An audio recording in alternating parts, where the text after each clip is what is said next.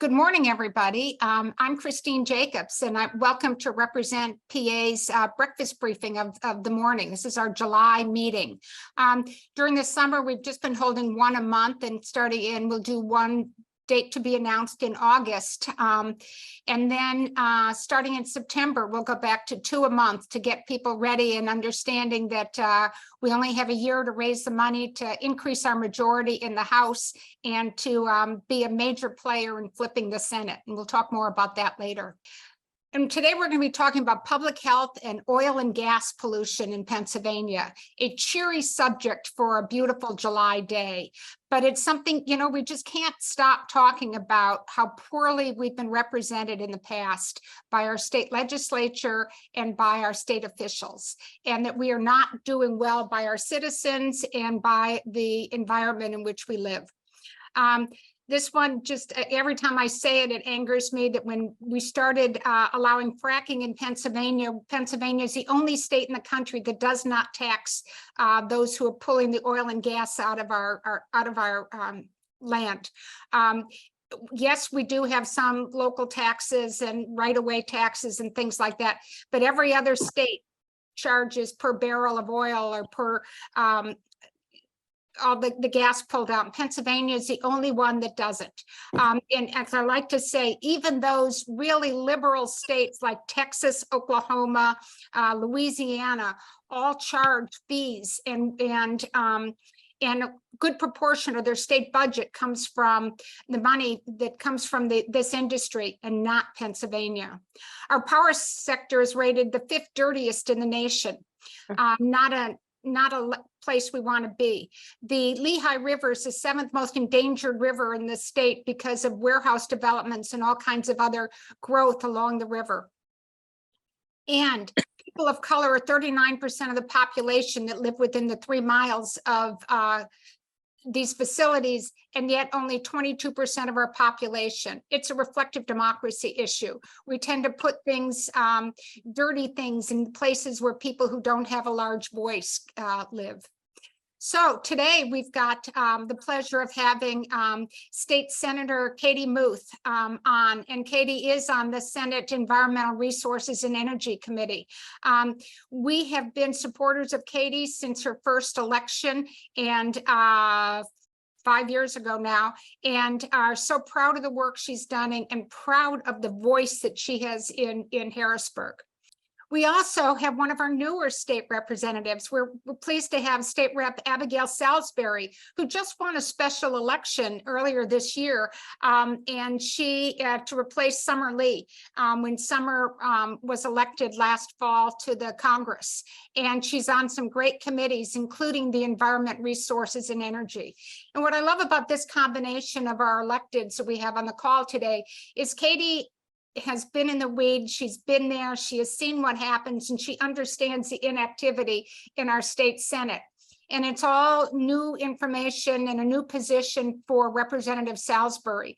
And she's gaining her voice and learning where she can go. And so they'll be able to talk about different sides of how our legislature works. As those of you who are regulars on our call understand, one of the things we do as part of these is, yes, we want to promote the work of Represent, but we're also trying to educate people, trying to educate Pennsylvanians and our friends on what goes on in Harrisburg and why they should care, and who the key players are who are influencing our lives. Today's topic came up because Melissa Ostroff from Earthworks connected with me and said they're using some great technology to understand what the issues are about the environment and what we need to do. And so we're really excited to have her. We love to have somebody to talk technically about what's going on and then hear the legislative response from some of our key electeds. So with that as our introduction, Melissa Ostroff, please tell us what's going on in and how you think we should, how well we're doing right now in protecting public health, and what do you think we should be doing? And then, as I said, we'll have our state senator and our state rep talk about what's going on certain bills to really meet the needs of our citizens. Take it away, Melissa. Thank you, Christine, and thank you, Represent PA, for having me today. I'm Melissa Ostroff. I'm the Pennsylvania Policy and Field Advocate with Earthworks and Earthworks Action Fund, and excited to be able to share with you all about what's happening in Pennsylvania, what we're seeing in the field, and some key policy opportunities. So just a little bit about Earthworks and Earthworks Action Fund. Earthworks is a nonprofit. It's a national nonprofit with very place-based work, including my work here in Pennsylvania. And we partner with communities to protect public health and climate from oil and gas extraction. And we use this special tool called an optical gas imaging camera, which I'll talk a bit about in a moment here. We also have a 501c4 Earthworks Action Fund, recognizing that politics creates policy opportunities. Next slide. So first, before we kind of get into the technology and the policy, just some background on what's actually in oil and gas air pollution. So air pollution from the industry is typically invisible, but it is very hazardous in multiple ways. And kind of the first bucket that falls under is around climate. So pollution we see from the industry typically includes methane, which is 86 times worse for climate, 86 times more warming than carbon dioxide over the short term. So we see a lot of methane, the camera captures that. And then we're also seeing health hazardous air pollutants, which include volatile organic compounds like benzene, formaldehyde, and hydrogen sulfide. So included in this kind of concoction is not only pollutants that impact the climate, but also they impact health. And there are documented health impacts from numerous studies showing lower life expectancy from individuals that are living close to these facilities, poor birth outcomes, poor maternal health, cancers, asthma, and respiratory illnesses. So this kind of combination of air pollutants has significant impacts for the people that are living near these facilities. But as I noted, most of these pollutants are invisible. And so that can be a major problem in terms of documenting what's happening, what people are being exposed to. And Earthworks uses a tool called an optical gas imaging camera, which you can see in this picture, to be able to make the invisible pollution visible.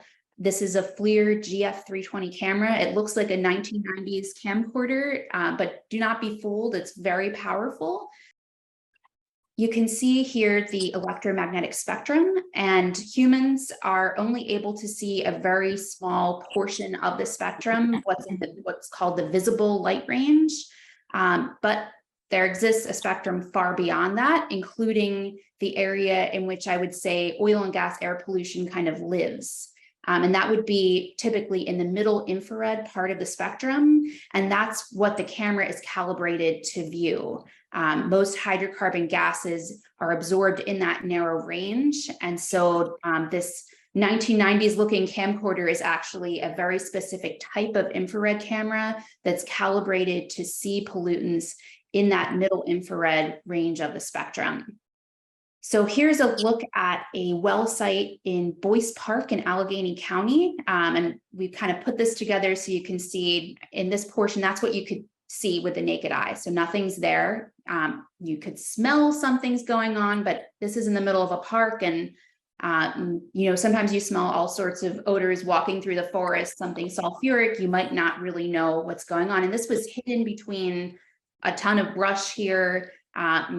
Documented to be over 100 years old in this site. And when we were looking at it, we noted that there's something clearly amiss here. A key piece of equipment was missing for potentially months when we got to this site. But without the camera, it would have been very difficult for anyone to know kind of what was going on there. But we were able to document this, and we're pushing for some federal level changes, some local level changes, which passed, but also some state level policy changes, which we'll talk about in a bit here. But this was super concerning considering the location and the fact that this could have been going on for months due to lack of inspections that happen. So here we have a compressor station, which is sort of another facility along the sort of supply chain of oil and gas. And on the left-hand side, you can see what that facility looked like from the road with the naked eye. We are right next to homes. There's a number of residential properties right across the street from this compressor station. We noted an odor. One of the residents has complained about headaches and other health impacts. And looking at this site with the camera, we could see on the right-hand side here that there is a huge plume of pollution being vented out from part of the pipeline attached to the compressor station. And we visited this facility, I believe, on 3 occasions now, and every time we've gone, we've seen some pollution event happening. And we always file complaints with the Department of Environmental Protection when we visit sites and we document these things. And sometimes we're able to get at least temporary fixes, but what we would really like to see is more wholesale policy change to try to keep this kind of infrastructure away from where people live, work, and play. So that's why we're part of the Protective Buffers PA Coalition. It's a coalition with a goal of increasing setbacks, which are the distances between where people live, work, and play, and where oil and gas infrastructure is sited. We don't think that these things where people are living and where this infrastructure is sitting should be anywhere near each other. And right now in Pennsylvania, the requirement for the distance between a well site and a home is only 500 feet. But that's actually frequently waived due to the way that that legislation is written. And so we are advocating for an increase to at least 2,500 feet, which is the distance in House Bill 170, Representative Friel-Otten's bill, at least 2,500 feet. And we want to remove most of those exemptions that would allow that distance to be waived. We want to make sure that this is truly protective of public health. So this is one of our key priority areas, is those protective buffers. We're also looking at, sort of in terms of time and place, the other end of the spectrum, which is orphan and abandoned wells. And in some cases, and actually in many cases, these well sites are also typically located in homes, backyards, near where people live, but they may not be quite so big or notable if somebody's driving by, but they also release these pollutants. You can see on the right-hand side here, this is an orphan well viewed through the optical gas imaging camera that's not plugged, and the pollutants are just pouring out into the air. And you'll hear about orphan and abandoned wells. It can get a bit confusing, but orphan wells are inactive sites where there's no owner on record. So the state has already combed through the records, tried to find who's responsible for it, and either the owner no longer exists or they can't find any documentation of who the owner was because it was so long ago. But abandoned wells, they do have an owner on record, but nonetheless they remain unplugged, so they haven't taken responsibility for it. But the vast majority of these well sites are actually undocumented. Pennsylvania estimates there could be up to 700,000 of them, but the locations are mostly unknown due to the laws that we had on the books at the time that didn't require operators to let the state know where they drilled. And almost all of them are unplugged, allowing the pollutants to escape freely, like what we're seeing on the right. But this isn't just a problem from wells that were drilled 100 years ago or 50 years ago. It's also a problem for wells that are active today. So we have the problem of wells that are at risk of abandonment. And you can see an active well site here. This is a low producing conventional well site. So this isn't fracking that's happening here. This is a tank on a smaller well pad. That's a little bit older, but it's still active. But this is the type of site that, over the coming years, we're concerned about risk of being abandoned due to financial issues with these companies. So that's why we're looking towards bonding reform, which is a way to hold operators accountable for well plugging and cleanup. So bonding is a mechanism that provides financial assurance. Current bonding levels that are required by Pennsylvania are wildly insufficient. They represent just a tiny fraction of the actual cost of plugging a well. And as a result, we have a problem where every month the Department of Environmental Protection notes that they find operators have walked away from these well sites and improperly abandoned them, meaning they haven't plugged the site and they have no apparent intention to do so. Because these bonding levels are so low, there's no way for anyone to really hold the operator accountable. And so this is a very common issue. And unfortunately, in last year's budget, the legislature froze bonding levels for conventional well sites. Those are the wells that are mostly older and, at least in the present day, the most at risk for being abandoned like this. And they froze the bonding levels at this really minuscule amount for the next decade. And so we are part of a coalition of groups that are working to advocate for higher levels of bonding for both conventional and unconventional well sites. And we have a few different mechanisms that we're kind of working through to try to do that. We were excited to see in this session that Representative Vitale introduced House Bill 962, which would overturn that law from last year and kind of allow the process to move forward. But we're pursuing a number of different options to try to increase bonding levels so that we make sure operators clean up their own messes and don't leave these wells unplugged and polluting. We also want to talk about the oil and gas industry hazardous waste loophole. And I'm going to speak to this a little bit, but excited to turn it over to Senator Katie Muth to talk in some more detail about her legislation. But just to talk a bit about the problem, industry waste includes not only radioactive elements and heavy metals, but also proprietary chemical additives that do not need to be disclosed to the state or to the public. And unfortunately, there's an exemption in our state law that allows this waste to pollute communities across the Commonwealth and to not have it be treated like actual hazardous waste the way it would in any other industry.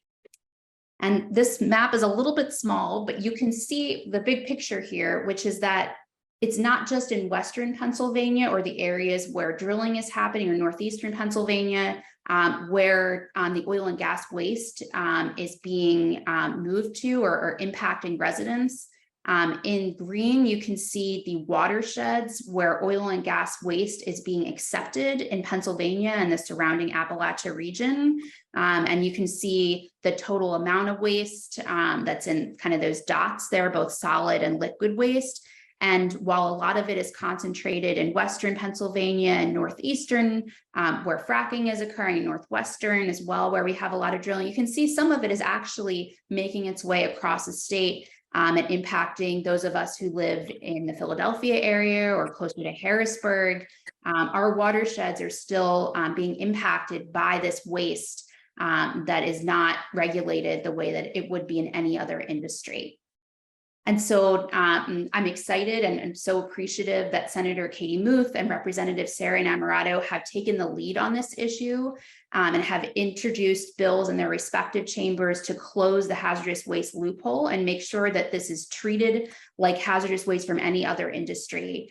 That's what we need to do to protect the health of Pennsylvanians. And, you know, across the spectrum of pollution from the industry, whether it's air pollution or water pollution, we need these protective measures at the state level. And so I'm going to leave it to Senator Muth to talk in detail about that legislation. But just wanted to provide a brief introduction to that here. And I believe this is my last slide, besides my contact info at the end here. So yeah, just wanted to give kind of a brief overview there and set the table for talking about what's happening in the House and the Senate. And with that, I will turn it over to our next speaker.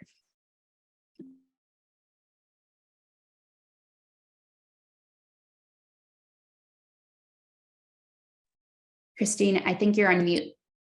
I was. This is the reason we do these breakfast briefings, is we like to bring up subjects that we think you all should know about. And then who's working on it, who's working on our behalf, and how great it is that we've got some strong electeds who are acting in our place. Melissa mentioned legislation in the House brought up by Danielle Friel-Otten. Danielle is another person that we've endorsed since the beginning. We continue to endorse her, and but she was not able to join us today. as I mentioned at the beginning, one of those state senators who I know is working hard always to protect Pennsylvanians is Senator Katie Muth. And we're happy to have you on today, Senator Muth. We're big fans of yours. And I know you'll talk about the issue that Melissa just brought up, where this legislation stands. But then I'd also like you to have a few comments on what is going on in the state Senate right now. And how come you guys can't pass a budget and agree on it? So so you can throw that one in your own special way whenever you want. But take it away, Senator Muth. Thank you very much. And just excited to be around people from Earthworks. They were, I don't know if it was you, Melissa, but at my first fracking tour in Washington County in 2019, I had no idea, and I grew up in Western Pennsylvania, about this problem. So if you feel like, why didn't I know about this? Like, there's no shame in not knowing. So sometimes when you hear all these really horrible things and you feel like, why didn't I know this? It's like, don't let shame like shut you out of this really important issue, because we need everyone to spread this knowledge. The state has done a very good job of hiding it from people on purpose, because we are a corporate polluter loyalist state, Democrat and Republican. So that's just not my opinion. That's just the history of Pennsylvania's addiction to legacy pollution that's done nothing but harm Pennsylvanians and line pockets of big gas and oil companies. So if I could interrupt for a second, there's no shame in not knowing this. There is shame in not acting on it once you know it, though. And that's why we're really pleased with some of the legislators that we have. And as I've said many times, we don't elect traditional candidates who just want to be somebody and be important in Harrisburg. We elect people like Katie Muth who want to do something. So further introduction to you. Thank you. And I would just add that, there are people that I work with colleague wise on the Dem side of the aisle that agree with the things that I'm saying. And unfortunately, there's a retaliatory nature to the work that we're in terms of donors from certain, not all, but certain labor unions, about 3 or 4 of them, that end up writing really big checks to try to take you out of office. And I, in the last 3 weeks, have gone like full ham on this like rage of just our earth is melting, and I'm tired of being bullied by people who think that their jobs on a frack pad are more important than saving the earth. And so I'm unapologetically going to be yelling that, because we have a clock that is ticking that we don't get to pause. And so Pennsylvania is responsible for like 2% or something of the world's emissions. We are the second biggest polluter in the country when it comes to these harmful toxins. So that's just air. So we have air, soil, and water. And when you think about air doesn't care about county lines, Senate district lines, state lines. Look at East Palestine to Ohio, doesn't care. So what happens in someone else's backyard at a frack pad inevitably will make it across into your breathing air. Look at the Canadian wildfires. I hear a lot of people like, let's sue Canada. And I'm like, I think we should think about suing oil and gas, because this is caused by the climate crisis that has been initiated and driven by oil and gas companies who've known this is going to happen. It's not like they didn't know. And there's documentation of 40 years knowing that what they're doing to our air, land, and water is irreversibly harmful. And so the other piece of this for the hazardous waste loophole, I was mind blown. I knew about the Halliburton loophole and all these federal loopholes. And if you don't know them, please Google them and rewatch the movie Vice, and you'll have a whole new opinion on Dick Cheney. And I had a terrifying epiphany last evening where I think most, if not all, cement for casings for frack pad piping is Halliburton. And so we have failed casings in cement where people's water are being destroyed, and every single fracker in Pennsylvania uses Halliburton cement. So they've made a mint off of Pennsylvania. They've made a mint off of harming the United States. And so these exemptions mean that like the medical industry, the concrete industry, name like some industrial company that's not oil and gas, they are all responsible to be like held to the regulations under the hazardous waste laws in Pennsylvania for disposal of waste. This one industry is not, and it is heavily radioactive, above the level of a nuclear power plant. or if not the same. And so that is not just in landfills and frack land that we don't live in here in the Southeast, that it can be disposed of in any landfill in this Commonwealth.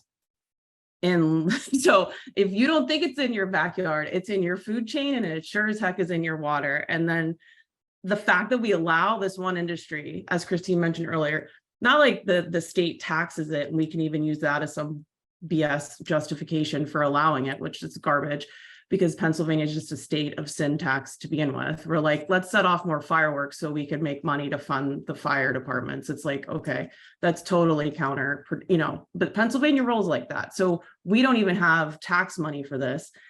And then also we have no remedy. We're the only state in the country that doesn't regulate private well water. We have water supplies.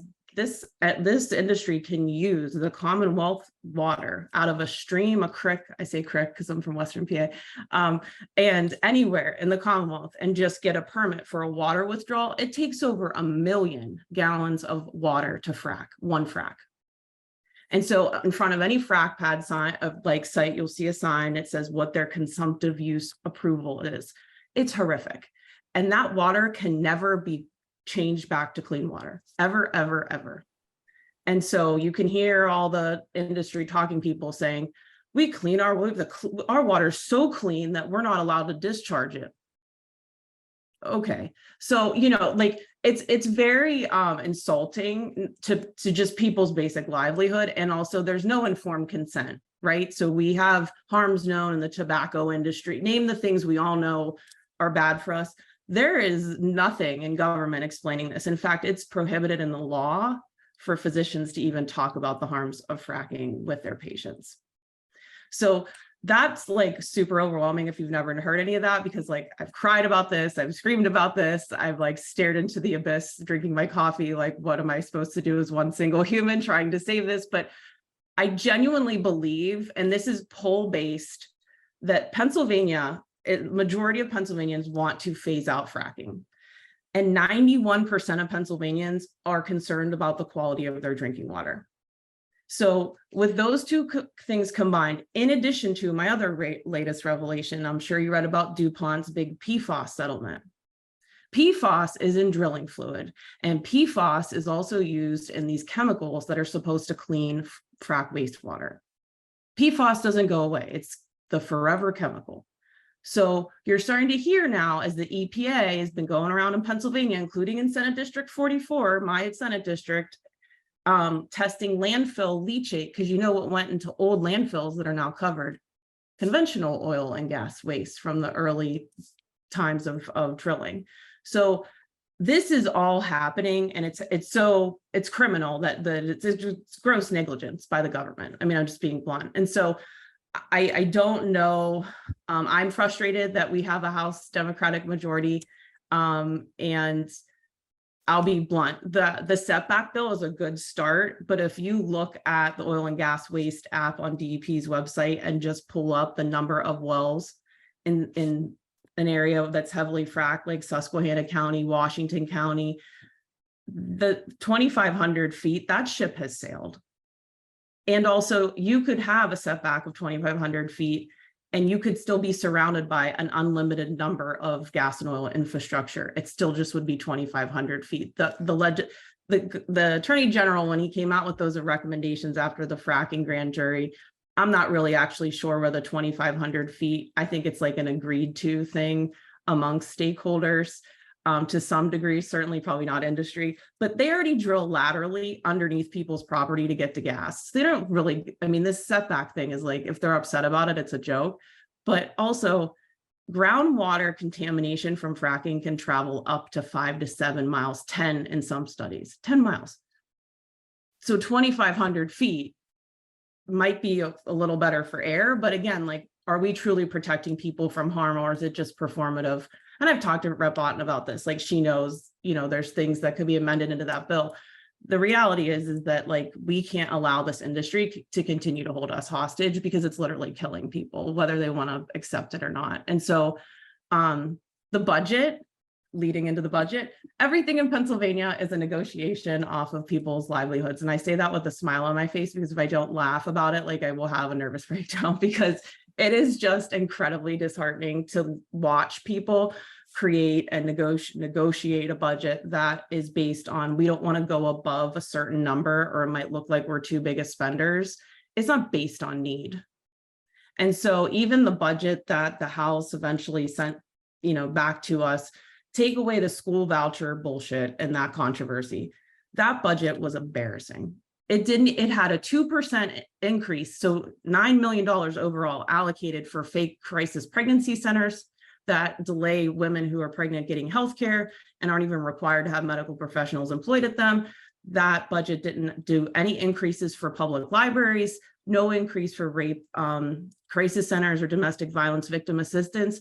They asked for a $4 million increase. There's calls unanswered across the Commonwealth, and they couldn't even, but we could give money to this. So when we see how this all kind of breaks down, it's really ugly, but I don't know how else to explain it, but other than to just be blunt, that it's like a system of bartering off of who's going to be left out of getting help, when like every single state agency should have been funded to a minimum of inflation, because legislators sure as heck got that in their salary increase. So to not fund something in the budget, including libraries, to inflation, pre-K, Head Start, flat funded means it's a cut because you didn't get anything for inflation. So you look at that budget and you stayed under a certain number, but there's so many people that are just going to be harmed from that. And so the Senate took their ball and went home. The Senate Democrats were 22 little minority caucus. And to be honest, myself and some of my other ladies in the Senate have discussed, we're 50-50 on if we were left out of all of these conversations, because no one needs our vote, right? And so 28 Republicans can pass a budget, negotiate with the Democratic governor, and that's what happened. And then vouchers were in this bill, and I still have some questions about why it wasn't just removed before the House went home, but I digress. And so I just say that I caution all of you to just don't let this slip your mind, and just kind of keep an eye on what happens in the fall. We were told by Senator Pittman, who is the majority leader, that we would not be back before July 24th. So there's a chance we could be back in August. We're on a 24-hour call. And so they certainly believe that school vouchers are a solution. They are not. And it's not even about who wants to go to school where. It's just, it's not a solution. And so I'm glad that you do these things, because I hope that everyone on here is horrified enough to call someone after and be like, I was just on the Zoom and oh my God, there's frack waste everywhere. Like, just let your rage be the mechanism to spread this information to someone else, because this information's out there. Earthworks does a great job, Public Herald.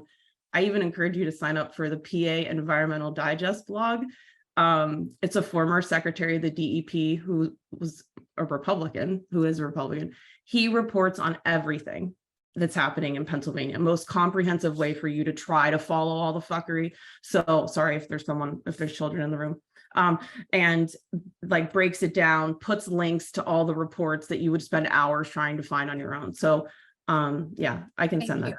Thank you. As I said, we like to elect women who want to get something done. And the trouble is that they're trying to, many of them, like Senator Muth, are still doing this without the hand of the majority. By the way, when she was talking about things that were not included in the budget, we had a session a few months ago about this lawsuit to try and get better funding for our schools, and the fact that budgets have not provided adequate education for our students across the Commonwealth. Nothing to address that was in this budget. Many of the schools were even or lost, many of the districts lost money in this budget due to inflation. We have a long way to go, but we're working on it, and we're so grateful to have Senator Muth there. Representative Salisbury, so how you doing? You've been in since February, and it's been an interesting few months for you. You passed a budget that's going nowhere. It's got a number of progressive things in it that we like, but it's still got a lot of stuff that can be cleaned out. What you've been working on? So in terms of the budget, I'm disappointed that it's just sitting at this point. I have seen a publicly released letter to House Democratic leadership, I believe came out this morning, from the Senate, where I believe it's from Senate Republicans, not from Senator Muth, but asking for negotiation on some of the code bill that has to be passed in order to implement some of the budget. But, you know, from our perspective, we did our job. We've passed two budgets now, technically. We passed our own budget that we sent over, and then we passed the Senate budget that came to us. And now it's just sitting. So after we go on for, you know, too long here, people are going to start to suffer. My normal job outside of being a legislator was I'm a nonprofit attorney. So I remember the last time that nonprofits had to suffer when budget negotiations went on too long and people start to have to close down because not everybody has a line of credit, and you start to have trouble making payroll if you are waiting for money to come in from the state. So I'm hoping that we don't experience that, but there are a lot of places that really don't work much beyond maybe 30 to 90 day ability to function without that regular funding coming in. So I am hoping that we don't have any adverse consequences in services that are being delivered to our communities. I restarted the Pennsylvania Nonprofit Caucus, so I'm the Democratic House Chair of that. So I have a particular interest in the health of the nonprofits in the state, and I really hope that they don't suffer from the legislature's inability to get this done. So, you asked me multiple questions at once, and I feel like I answered the first one and forgot your other ones. I'm so sorry. Okay, you know, and legislation, the environmental legislation that Melissa mentioned early on, Danielle's bill, which we understand 2,500 feet doesn't get us a lot, but at least it puts a stake in the ground. And I like Rep. Vitale's bill also. Any chance of any action on these anytime soon? Not to my knowledge.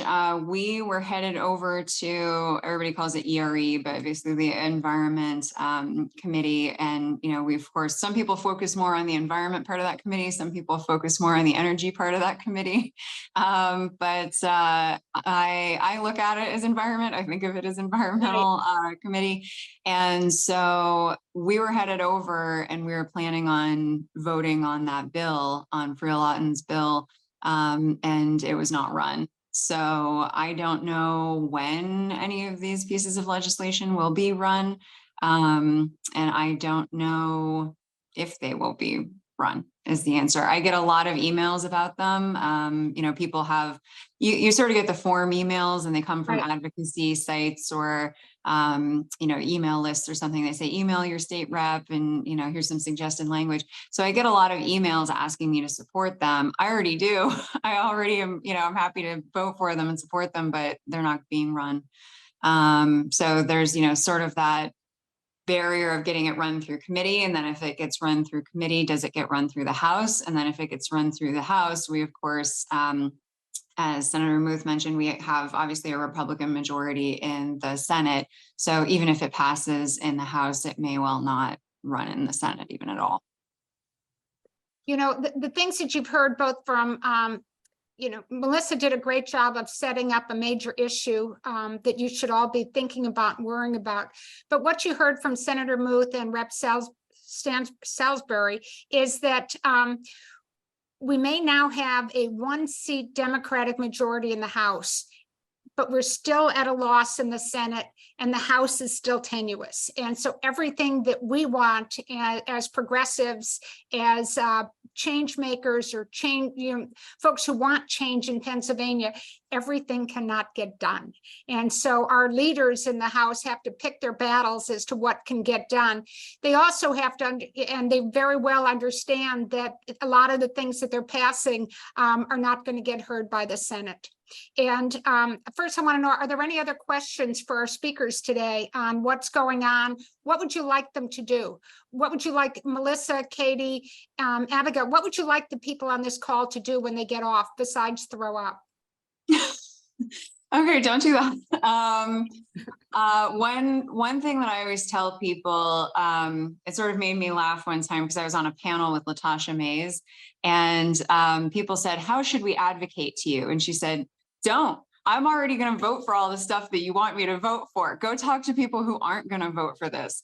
And what I often find is people will even charter a bus, go to Harrisburg, walk around to all the Democratic reps who were already going to vote for the thing that they want, and then never go and see the Republicans because they know they're going to say no. I'm like, you're preaching to the choir. So what I often tell people is talk to your rep where you live. I've had the experience. I already passed in the House the 2 pieces of legislation I promised I would pass if I got elected. So check. I passed the blight bill in my municipal grant assistance program that I campaigned on. So, I did those things, but unless they go through the Senate, they don't get, they're not going to be a law, and the governor has to sign them. And so I actually got people who messaged me and said, "How do I sign up for this program?" I said, "It doesn't exist. It didn't pass the Senate." Like I did the House portion, but I'm going to try to see if I can get them run in the Senate. But that means we have to get Republicans to support it. And I had a friend of mine even repost a piece of legislation that I got posted. He said, "This is going to help our community." And I private messaged him and said, "Your rep voted against it. Like, it's not going, you live in a Republican district and it's not going to get run unless I can get Republican support for it in the Senate." So I tell people all the time, contact Republican reps and senators and pressure them on these things, because you can send me, like, I get emails all the time, vote to support Pitt and Temple and Lincoln. I already did. I voted multiple times to do that and it didn't pass. So you really have to apply pressure, and it, I think, has to come from people who live in these districts, because, and that's sort of, the issue with a lot of the way that our community is very divided. Like, I live in like an 80% Democratic district. You can run a Republican here, they're not going to get elected. Like, you could run, the finest person in the land, but if they have an R next to their name, they're just not going to get elected. And because of the way we do primaries, your opponent is most likely going to be from your own party. So if you have registered Democrats in Republican districts asking Republican senators and reps to do things, they probably don't care because they know they don't need your vote. They're safe. So, but yeah, that's a little, mildly depressing rant on advocating to Republican elected officials. But we can talk about them. And this is one of the points we're trying to make right now. I can't tell you how many people have told me that the Senate is not flippable this time, because there are so-called moderate Republicans in the state, in the seats that are most flippable. And I say, we're not running head to head against these people. We're running for a cause. We're running because they're blocking good legislation. And so that's the comment I make to people who, you may think your Republican state legislator is good at, showing up for ribbon cutting ceremonies and answering your questions about unemployment and constituent services. If he's not advocating for these things, he's not a moderate and he's not serving you. And if you can't unelect your folks and you can't get it done there, give groups like Represent Your Money so that we can put money into the races that are flippable, and so that we can get a majority. I always say that the example I often use is I live in a Democratic district in Philadelphia. I'm always going to be represented by a Democrat, so I can't do anything. And the answer is yes, I can do something. I can make sure that Katie Muth is reelected whenever she runs for whatever she wants, but also that I can make sure that some of the other House seats that have strong candidates who've said they want to run, we have a chance of flipping a few more seats. And these Senate seats that people say, oh, they're going to be hard because it's a moderate Republican, I say, we got to flip them because we're not running against them as a person, we're running against the caucus. My commercial. Senator Muth, what would you like people on this call to do? I think what I would like everyone to do is, one thing I'm challenging myself to do, and it's small, but I think it's important, is changing the way we talk about the climate crisis. So I no longer want to say like, it's a heat wave, everybody take care. Like this isn't a heat wave, this is the climate crisis. And so reframing our verbiage in our daily conversations just to inject a little bit of public awareness, I think is or just awareness amongst your social circles, very helpful because it brings new thought. It forces other people to think about things, right, a different way, which is imperative. And so the other thing I would say is that I work with Republicans who they detest, despise public pressure and public awareness on their horrible existence. And so to Christine's earlier point, people that say the Senate isn't flippable, like we lost out on an opportunity last cycle for 3 seats to flip because Senator Lindsey Williams and I were hammered so hard, many of which by Democratic entities and also Jeffrey Yaz in the Pennsylvania Chamber of Commerce. And, but money didn't go, even our own caucus members had money, big money sitting in their PACs and didn't give it to the other 3 women that were trying to flip seats. And so I'm not really sure like what that problem is, but I know that in 2018, I mean, I have a hunch on why I think people are slow to go, but that no one thought I would win in the establishment in 2018. I had like 25,000 more Republicans than Democrats in 2018. And I had 30,000 independents and an underdog win, and we didn't win by 5 votes. I almost won by 6,000, like I won by almost 6,000 votes. And so I say that as that we need good candidates who give a fuck and that are going to go out there and talk about the people that they're trying to take out. I mean, that these people are the impediment, the sole impediment for 30 years to anything good happening in Pennsylvania, and in fact have driven really harmful agendas that are part of the reason where we are now. So I think telling people that people don't pay attention to state government, it's not on CNN, it's not as like cool as like Congress, DC, like there's more than enough corruption and fuckery in Harrisburg, and your life is impacted by the state government's actions far more than the federal government. And so explaining that to your friends, neighbors, whoever's willing to listen is really important. And just calling out the truth that there are people in this legislature that do not support representation of actual constituents, which is what their oath to office requires, as well as the Constitution. And we are one of the few states that have the right to clean air and water, not just for us, but future generations in our Constitution. And it's shit on the daily. And so that is like the most blunt way I can say it is sometimes we have to be a little bit more blunt and like, rock the boat. Oh, God forbid. Like, we don't have a choice. Like, to not try is meaning we're giving up and we're just letting the already burning earth the earth doesn't need us. It's survived without humans prior. So like, you can't breathe money. You can't breathe your profit when the air. So today's a code orange, just so y'all know, another code orange air alert here across the Commonwealth, which means we're all breathing in VOCs. So I just say that as like volatile organic compounds are everywhere, and they are in our lungs, and they're tiny, tiny particles. And so again, learning those things, being aware and spreading that information, the more people in Pennsylvania that know these things that are in the weeds, so to speak, but they're really not, they're basic public health concerns, the more we have power to change how the government works. And it should be working for us, not polluters. And if it's not super rude to interrupt, I just wanted to tack on to that. I've just discovered that, a lot of people have no idea what the state legislature even is. Like I was on borough council for 5 years. And when I got elected I was the only one who ever interacted with the state level government when I was council president. Like I would go talk to Jay Costa to get RCAP money and stuff. And so people on council ask me what is a state rep? I said, you best figure it out, because like I was the one who was, communicating with the state level officials. But the way I literally have to explain it to people, how there's Congress? And they say, uh-huh. And I said, Pennsylvania has one too. And how do you think we get state law? I don't know where people think state laws come from. Like we don't teach civics, I guess, anymore. But like, I just am baffled. People have no clue like how their state laws get made. And then because of the consolidation of the news industry, all anybody watches is stuff having to do with Congress, Senate, or the US House and Senate, and the president and vice president. And that's about it. And if they don't really know what's going on, a lot of people don't even know who their governor is. I have relatives who consider themselves very politically aware, and they said they had an issue. I said, well, who's your state rep? And they said, well, I don't know. I had to put in their address into the like rep finder thing and figure out who their rep was for them because they don't even know who their state rep is. So when people don't know what a state rep is or what a state senator is, you have to even sometimes start at that level to even get people to understand like what changes those people have the ability to make in their day-to-day lives before they even care about those names.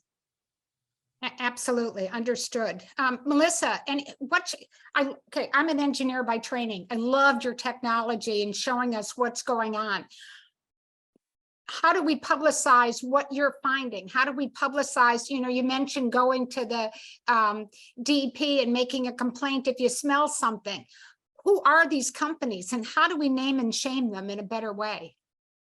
Yeah, I think we could be doing more in terms of communications in a more widespread way to show what's happening on the ground. And I think it would be helpful to see more op-eds and letters to the editor from folks who aren't just even coming at it from like an environmentalist organization like Earthworks, but teachers, healthcare workers, folks in Pennsylvania representing a broader range, I think, of constituencies would be really helpful to try to get the message out there about how this is impacting everyone. Just looking at like the setbacks bill and what happened in the House a couple of weeks ago that Representative Salisbury mentioned, I think, there's several kind of takeaways from that for me. And one of them is that we do need to maybe elect better people into office. And so like what Represent PA is doing is important because even better Democrats, we need better people in office.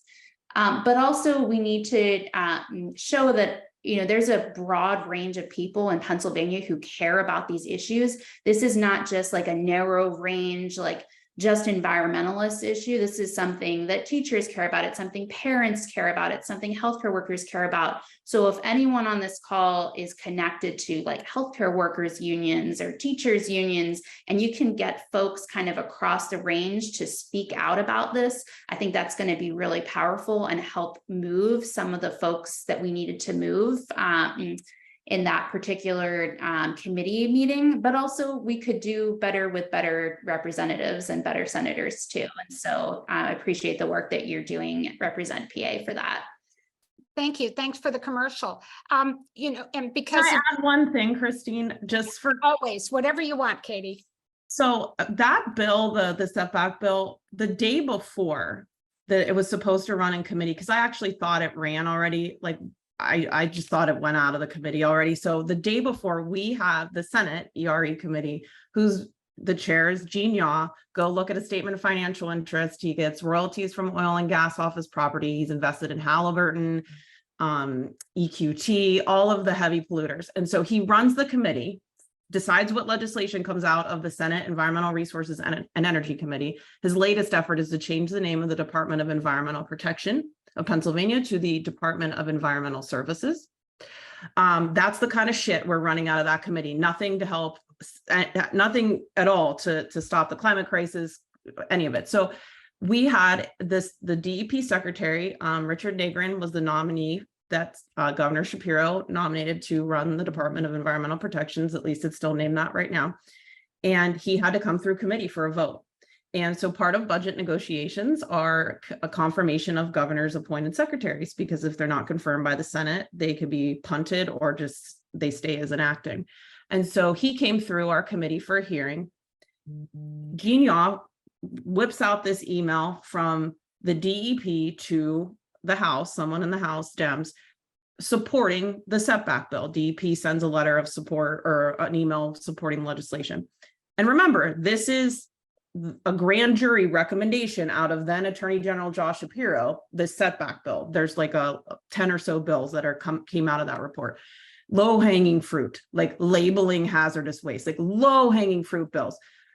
Gene Yaw loses his mind at the beginning of this hearing and says that, I was going to vote to confirm you today, but now that I know that your department supports banning fracking, I mean, it was batshit bananas. And he's like, what science do you have to, and I'm like, oh my God, like, I don't know. And it's a slippery slope, right? Because like, I have some faith, like in Richard Negrin, so far, so good. I've gotten the department still sucks overall, but I've gotten public hearings and comments put in when residents that I don't even represent were denied. Like, I've had some success working with him here. So I'm like, if it's not him, it's somebody else that the governor gets to pick, right? So like, do I risk asking him all these questions in committee? But it really was Gene saying to him, why does your department, why did they, support this? And he's like, it's the administration, not the department. It went in this whole debate. So you have this